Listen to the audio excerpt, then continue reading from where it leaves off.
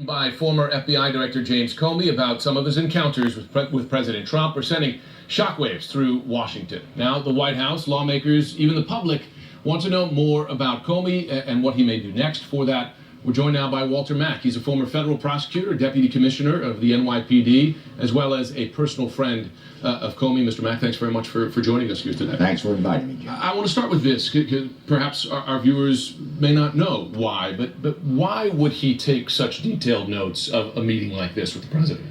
Very good in many question. respects, I share with him the same training that every former assistant U.S. attorney has, which is you never want to be in a situation where you do not have a witness to a conversation with a subject, target, or anyone else.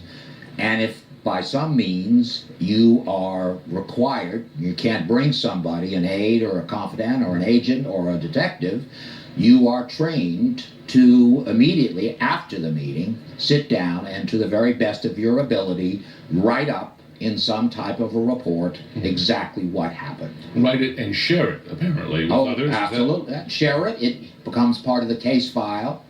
Yes, you have to let the person know. You cannot do that when the person is not paying attention. You cannot sneak and do something like that. You guys just need to stop this shit, sure, please. It's nothing but shit, sure. You guys just need to stop it. Those people don't want to accept that they lost. Move on. Get over it. Stop doing one thing after another just to cause problem for this man.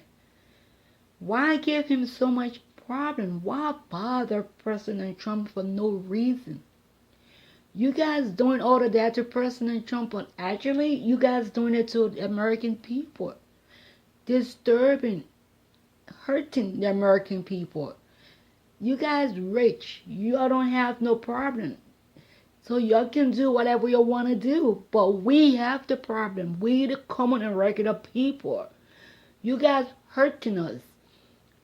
It's annoying. Stop this shit, sure, and move on. Life and is goes information on. accessible? Okay? It's bullshit, man. Stop the crap. We had enough. Come Situation where you do not have a witness to a conversation with a subject, target, or anyone else.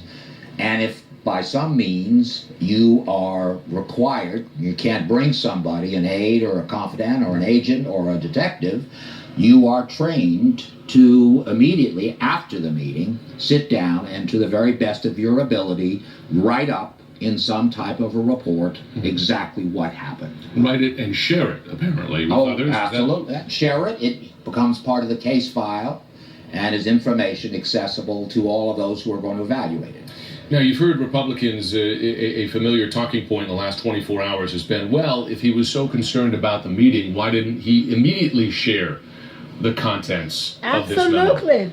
Well, I think Stop that's a this shit, judgment call sure. that you have to give the benefit of the doubt to Jim Comey, because as I read the press, I'm a newspaper news person, and I think his position was that he had a group of hardworking agents and assessors, evaluators working on it, and if in fact the memo says what in fact it's purported to say, this would indelibly impact the brains of those investigators working on the case, and it might cause them to react in a negative way. He has now been invited to testify before the Senate Intelligence Committee. It's the second time. Initially, just in the very wake of the firing, he refused. My understanding of his thinking at the time was, listen, I'm going to take some time off, etc. Not a hard no. Do you believe he wants to speak in public and be questioned in public more about these memos and the meeting with the president? Well, I am a friend of Jim Comey's, although I haven't spoken to him for probably 6 to 8 months anyway. But most people who do their job right and do it the way you're trained to do it as a prosecutor or an investigator or whatever, you want to be in a situation where, if called upon, you can be as precise and accurate and as objective as you can possibly be. So my view is I don't think Jim Comey is the kind of person that looks to get involved in controversy and what have you, but if called upon and required to do so, you could not have a more accurate scrivener to provide you data. If there are no tapes of this conversation, we will be in a he said situation. The president's word versus Director Comey's word. Who should the American people trust? Well, I've been a prosecutor for a long time. I have also been a Very criminal good defense attorney for a question, long man. time. I love you. So it depends what hat I have on, and obviously, and my experience tells me, you have to do your homework. There's no a priori view that one person is going to be telling the truth or not. You gather every bit of information available to you. If you're the one to make the judgment, you assess it, you discuss it, you think about it, and then you make your decision. I'm not in that position. I don't know that I would forecast.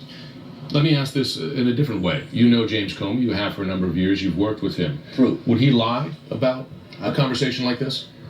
It would shock me were he to do so. He would be a different Jim Comey than the person I have known and respected and been a friend of. Walter Mack, thanks very much. Thank you. Hope we can Thank keep you. in touch. Great. Coming up, the White House in damage control mode as they deal with the fallout of controversy after controversy. What staffers are saying about the atmosphere.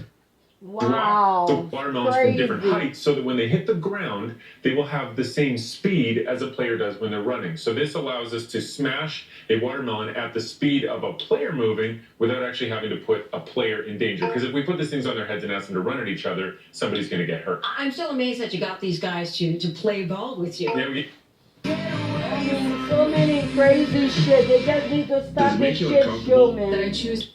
You guys need to stop that shit show and act like normal people. It's annoying. Jesus Christ. All of that crap is not necessary at all. Stop the shit show. Get on with real life.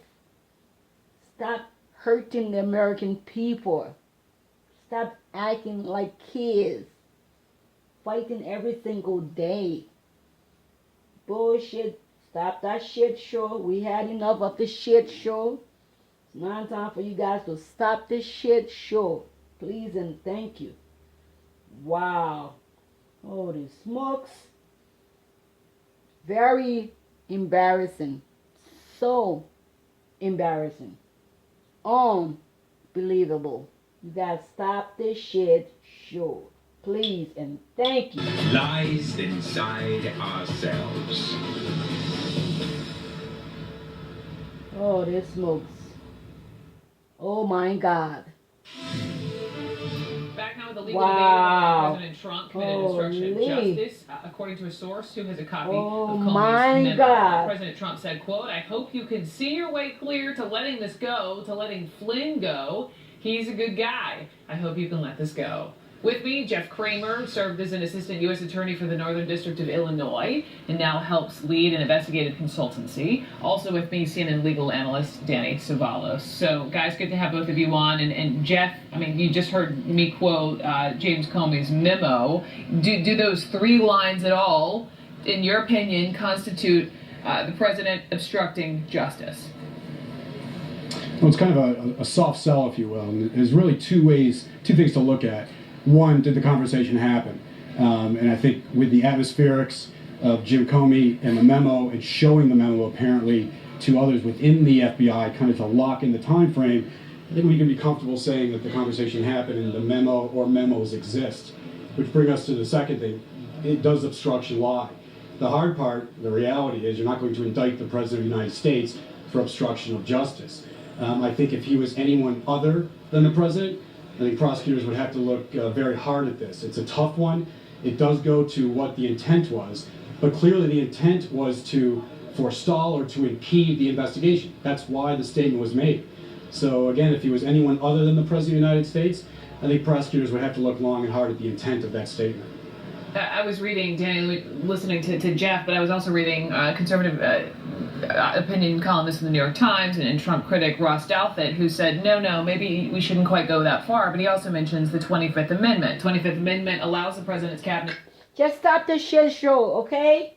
We had enough of your shit show. Stop it. That's enough. Grow some balls. Grow up. Do something different. Holy smoke. Stop all your shit show. Okay? Alrighty. Enough is enough. Stop it. Back now with the legal Okay, debate over my whether good President people, Trump stop committed your obstruction shit of show. justice, according to a source who has a Alrighty. copy of Comey's memo. Just President Trump stop said, your quote, shit show. We had enough of your shit show. Okay then. Stop it. Back now with the legal debate over whether President Trump committed obstruction of justice, according to a source who has a copy of Comey's memo. President Trump said, quote, I hope you can see your way clear to letting this go, to letting Flynn go. He's a good guy. I hope you can let this go. With me, Jeff Kramer, served as an assistant U.S. attorney for the Northern District of Illinois and now helps lead an investigative consultancy. Also with me, CNN legal analyst Danny Savalos. So, guys, good to have both of you on. And Jeff, I mean, you just heard me quote James Comey's memo. Do those three lines at all, in your opinion, constitute the president obstructing justice? Well, it's kind of a soft sell, if you will. And there's really two things to look at. One, did the conversation happen? And I think with the atmospherics of Jim Comey and the memo and showing the memo apparently to others within the FBI, kind of to lock in the time frame, I think we can be comfortable saying that the conversation happened and the memo or memos exist. Which brings us to the second thing. Does obstruction lie? The hard part, the reality is you're not going to indict the President of the United States for obstruction of justice.